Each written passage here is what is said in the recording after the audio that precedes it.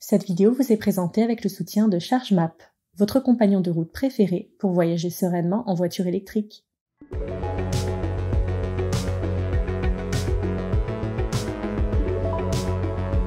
Bonjour à tous et bienvenue sur Automobile Propre. Nous sommes le vendredi 9 juin et en croire l'actualité de la semaine, les vacances ne sont pas encore pour tout de suite. Avec la présentation de deux nouveautés très attendues cette semaine et les essais qui s'enchaînent, on a fort à faire. Pas le temps d'épiloguer donc et on commence sans plus attendre avec une chinoise qui défie une autre chinoise. Allez, c'est parti!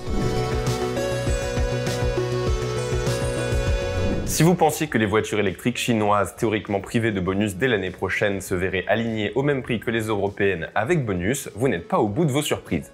Après MG, un autre constructeur chinois espère réussir en Europe grâce à la voiture électrique BYD. La marque est arrivée sur le vieux continent avec 3 modèles au catalogue, sans pour autant effrayer la concurrence. En cause, des tarifs bien au-dessus de ce qu'on a l'habitude de constater avec les marques chinoises. Bien conscient que pour pénétrer le marché, il fallait être beaucoup plus agressif, BYD présente sa compacte électrique, la Dolphin. Proposée à partir de 28 990 € hors bonus, la BYD Dolphin se place en concurrente directe avec la MG4 et participe à mettre un coup de pied dans la fourmilière. À ce prix, il faut malgré tout se contenter d'un petit moteur de 95 chevaux et d'une batterie de 44,9 kWh de capacité. Cela reste donc en dessous de ce que propose la MG qui se monnaie 1000 € plus cher. La Dolphin se rattrape néanmoins sur l'équipement avec de série l'écran tactile rotatif 12,8 pouces, la vision 360 degrés ou encore les sièges avant électriques. Pour 29 990 €, la version Boost reçoit un bloc plus puissant de 176 chevaux ainsi que des jantes 17 pouces. Il faut se tourner vers la version Confort pour disposer d'un moteur de 204 chevaux et d'une grosse batterie de 60,4 kWh.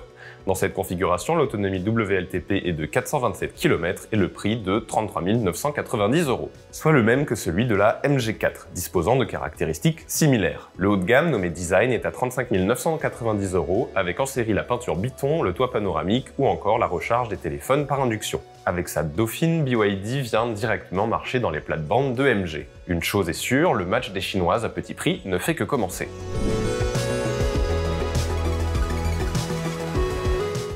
Alors que Volvo nous avait habitués jusqu'ici au gros SUV, la marque semble tout aussi à l'aise avec les formats plus réduits. Après le mastodonte EX90, le plus raisonnable mais tout aussi imposant XC40 Recharge, voici venu le temps de l'EX30, le plus petit SUV 100% électrique du suédois passé sous tutelle chinoise. Côté design, il s'agit là d'un mini EX90 de 4,23 m de long, soit 4 cm de moins qu'une MG4. On retrouve ainsi le style très épuré de son aîné, ainsi que tous les nouveaux codes stylistiques de la marque, comme les phares LED et le grand logo sur la calandre pleine. En revanche, et contrairement à l'EX90, pas de gros lidar à signaler sur le toit de l'EX30. Cela n'empêche pas le petit SUV d'embarquer jusqu'à 19 radars et caméras, gage de sécurité. Il perd également le grand écran derrière le volant et concentre toutes les informations sur un écran central flottant de 12,3 pouces au format portrait. Tout le monde n'appréciera pas, mais on pourra se consoler avec la présence d'un petit coffre à vent de 7 litres pour venir seconder le coffre arrière de 318 litres. Au niveau motorisation, plusieurs configurations sont disponibles.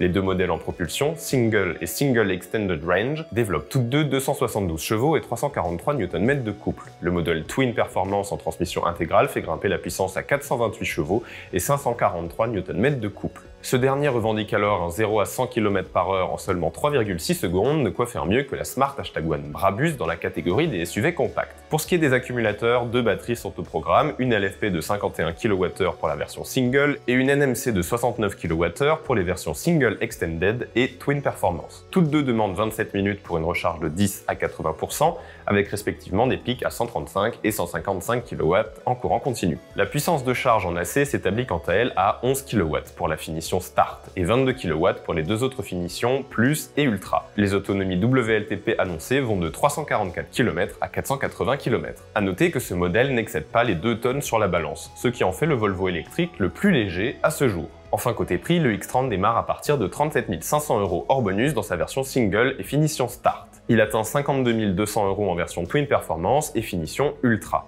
On notera que l'arrivée d'un nouveau SUV au catalogue bouscule l'offre du constructeur et en particulier celle du XC40 Recharge qui se voit privé de sa version la plus intéressante. Exit donc l'Extended Range en finition essentielle à 46 990 € qui proposait 573 km d'autonomie. Dommage, mais c'était sans doute à prévoir pour garder une certaine cohérence.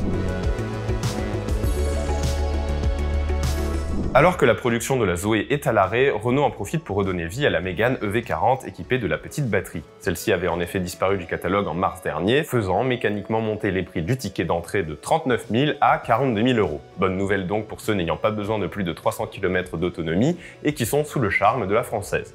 D'autant que Renault en a profité pour faire quelques ajustements bienvenus, à commencer par la présence d'un port de recharge combo CCS dès l'entrée de gamme.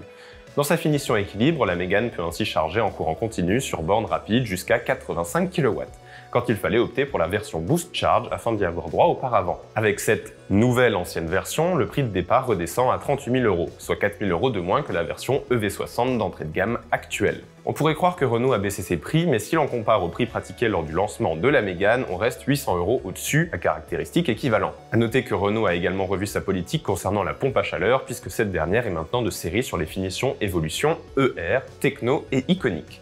Ce n'est pas trop tôt. On rappellera par ailleurs que la Mégane est clairement malmenée par la MG4 passée devant au jeu des immatriculations au mois de mai. D'autant que c'est sans compter l'arrivée prochaine de la BYD Dolphin. Renault n'est en tout cas pas le seul constructeur à avoir réhabilité une version à petite batterie pour diminuer ses tarifs, puisque Skoda a fait de même avec la version IV50 de son Enyaq, une opération marketing qui doit faire doucement sourire les constructeurs chinois.